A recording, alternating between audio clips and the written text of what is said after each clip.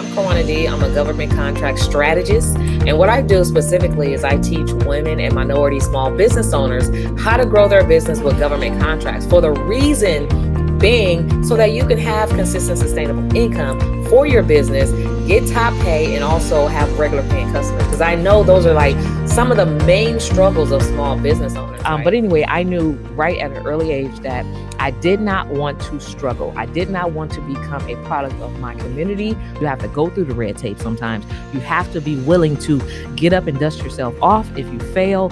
And I'll sit back and talk about credit, the things that I didn't know as a kid. I didn't know until I was an adult.